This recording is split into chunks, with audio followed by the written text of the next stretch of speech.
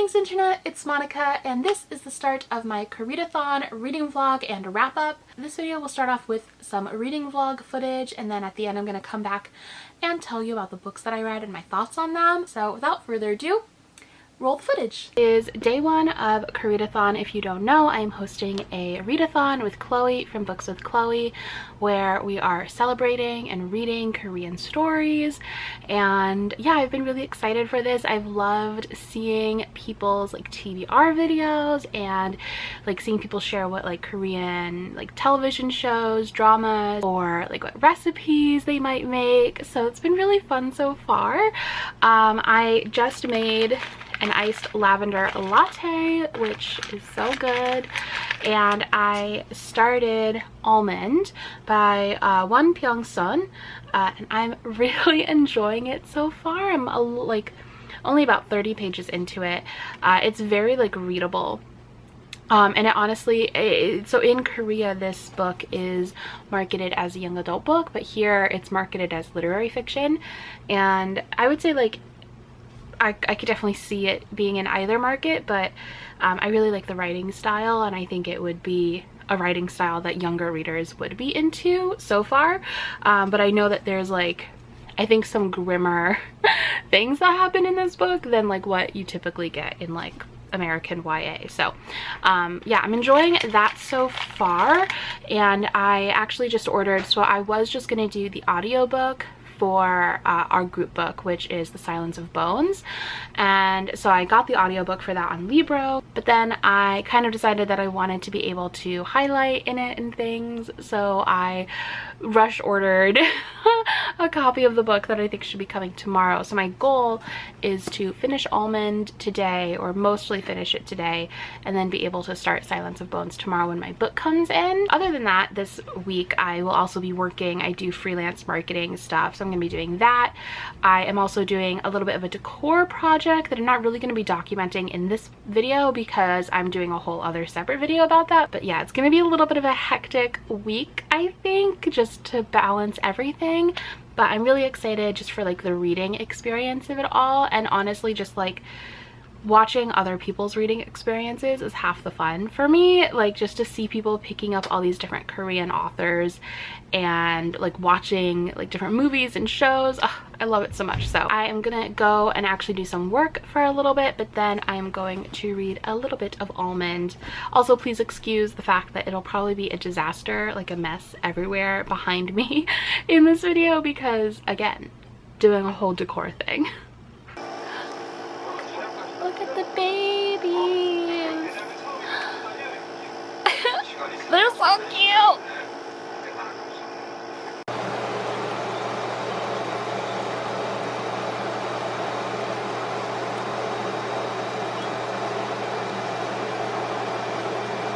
Those little deers are always outside my window, and they're so cute that I've like watched little babies grow up. I love them.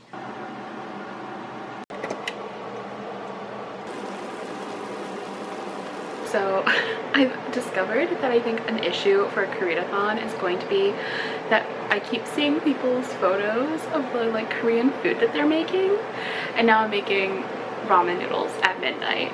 So I love adding like a tablespoon of super crunchy peanut butter to my ramen. I know it might sound weird, but I promise it's amazing. My friend Kaylee taught me this hack and I love it. So it is the next day. I'm actually very tired. I was up pretty late last night reading. I'm a little bit farther than halfway through Almond, and I'm loving this book so much so far. Like the writing in it is just amazing. I need to actually do some work, so I'm going to do that for a little bit, and then I'm going to continue reading. I'm kind of taking a pause on like filming sit-down YouTube videos right now, so I'm doing this vlog. I'm probably not going to film a sit-down YouTube video for a couple of weeks, just because like I mentioned earlier in the vlog, I actually don't remember if I mentioned this. If not, I'm basically renovating a room at my sister's house, which is where I've been staying these past few months, because it's looking like I'm probably going to be staying here for a little while longer. So we're renovating a room, And that's gonna be my space. It's gonna be my bedroom.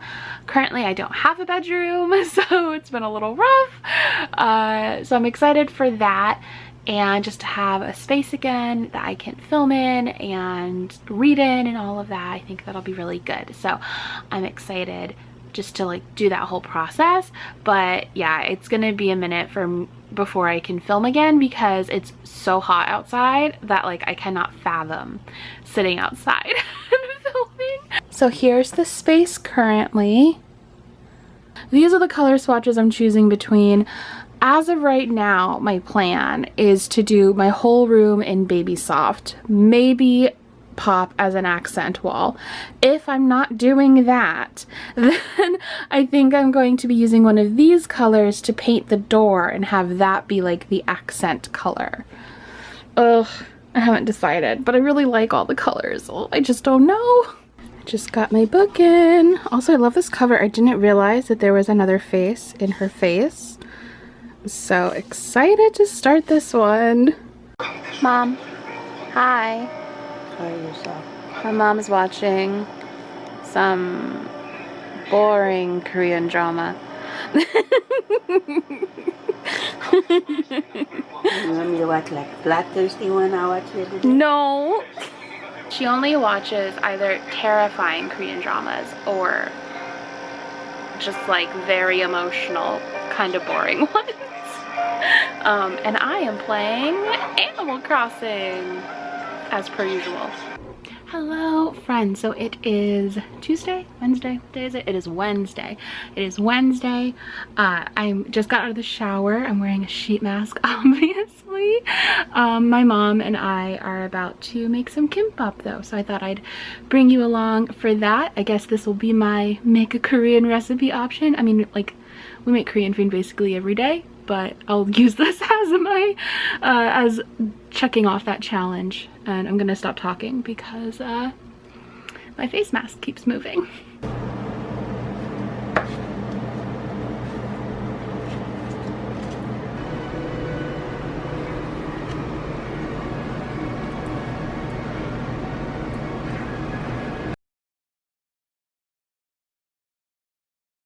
Hello pals. So I just got finished eating dinner. My mom and kind of I made kimbap, which is one of my favorite foods in the whole world. It's just like, it's so easy. You could put like anything in it and it's amazing. So yeah, I had some kimbap, and I am now going to read The Silence of Bones, which is the koreadathon group book pick. And I'm super excited to read this one because I've just been hearing such good things from people who have started it already. My friend Reagan actually just finished it and she said she really liked it, so I'm excited. Last night I finished Almond. I don't know where I put the cover for this one, so I have to find that, but I finished Almond. I don't know if I talked about this earlier or not, but I loved it. I gave it 5 stars. And hello. So yeah, that was the last clip that I filmed for the koreadathon. The next few days honestly were a little bit of a struggle for me mentally. I was just kind of very anxious and stuff, trying not to beat myself up too much about it because you can't control things like that. At least I can't. So, you know, trying to be kinder to myself about when things like that happen. I am definitely hoping to film more reading vlogs in the future. I think just as once I have my own space again, it will be a lot easier, and that's a thing that is going to be happening in the next couple of weeks. So I'm very thankful and excited for that. But I did want to talk a little bit about the koreadathon in general, and also the books that I read during koreadathon a little bit more in depth. So first of all, koreadathon. I want to thank everybody who participated in it. It was honestly one of my favorite booktube experiences I think I've ever had. It was just so incredibly humbling to be able to go on Twitter or Instagram or YouTube and to be tagged in or see all these like Korean themed content, like people celebrating Korean stories and culture. That was so amazing for me, and to have a hand in that, yeah, it was very meaningful, and it's something that I definitely want to do over and over and over again. Like, for as long as I am part of BookTube, we'll definitely be continuing to do koreadathon because that week was just wow. And like I still go back and I look through the hashtag and like people who have like posted about it, because I don't know, it's just so magical, like to see people celebrating Korean stories and to see so many other Korean creators talking about it too, whether that be like booktube creators, bookstagram, people on Twitter, authors even, like to see all these people who are talking about koreadathon and celebrating Korean stories. Like, wow. It was just really humbling, I think is the best word I could use, and inspiring, and it just meant a gosh darn lot to me. So thank you to anybody who participated. So I read 2 books during the koreadathon. The first one is Almond. Let me put it over here. Almond. This is a translated book, translated from Korean, and it follows a young boy, Yeonjae, who is he was born with alexithymia, which basically inhibits him from feeling emotions. And at the beginning of the novel, he lives through extreme loss and heartache, and you see him from his like young, like since he's a toddler up until he's like a late teen, just kind of navigating the world and learning about the world. And it's written in such an like unique way. Like I think the translation is absolutely beautiful. Honestly, that the way that it's written, because it is written like from his perspective, and so you're kind of in his mind while reading this book. And I feel like that, like the lack of emotion during a lot of scenes, honestly like makes a lot of those scenes like hit even harder, because it's like your brain kind of fills in everything else. I do find it really interesting that this book is young adult in Korea, but here it's literary fiction. And I don't know how I feel about that 100%. I haven't like fully processed my thoughts there, but I just find it interesting, because to me, it does read to me like middle grade in some respects. There's like a couple of moments that are kind of visceral in their violence that I just don't think fly as much here. There's an intense scene of violence, a moment of animal abuse, insect abuse, I guess you would say, and just like bullying in general. So keep that in mind if those are things you don't want to read about. But outside of that, I think it is very readable for readers of a variety of ages. And yeah, I hope that more Korean young adult and children's lit continues to be translated, because I loved reading this and will definitely read anything by this author that is translated in the future, and will continue to read lots of Korean translated fiction because I love it and I can't get enough of it. The other book I read was the group book, and that is The Silence of Bones by June-Hur, and I really enjoyed this one. Honestly, this one, it was so interesting to me because the writing style it was written in English, it's not translated, but it almost reads like it's translated. Like the author just gets, and she is Korean and she's lived in Korea, so it makes sense, but she just gets that Korean voice like so perfectly, which was so interesting to me because I have read other books like featuring Korean characters and the voice just hasn't been like this, and like it's just brilliant the way that it's done. I will say that that does make the reading experience different from other YA fiction, so I would keep that in mind when going into it, because I do think that if you're not accustomed to that Korean voice at all, it might be like a little bit off-putting at first, but I think anybody could get into and love this book. Like, I don't want that to stop anyone from picking this up. I hope, if anything, it encourages you to pick it up. Also, this was so refreshing because it has no romance. Now, I love some romance in a YA fantasy, historical novel, etc.,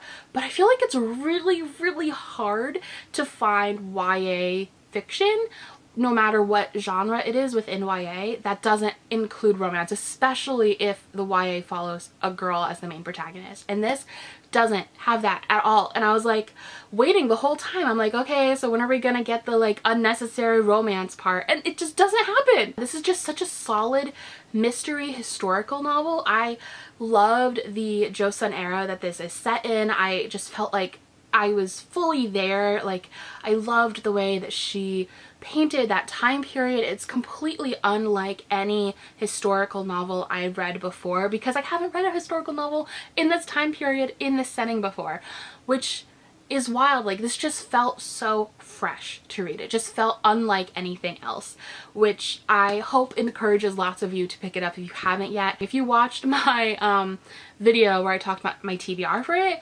I got the synopsis a little bit wrong. I swear I read it off of Goodreads, but apparently not. This book follows a 16-year-old girl who's living in the 1800s in Korea. She is basically an indentured servant to a police detective who is investigating a crime, a murder, a slew of murders actually. And so basically during this time period, men, if you weren't married to a woman or related to them, you weren't allowed to touch a woman. And so they had women work for the police. That's why our protagonist is there, because she has to handle all of the like corpses that are women and do a lot of the questioning with women who are witnesses to things.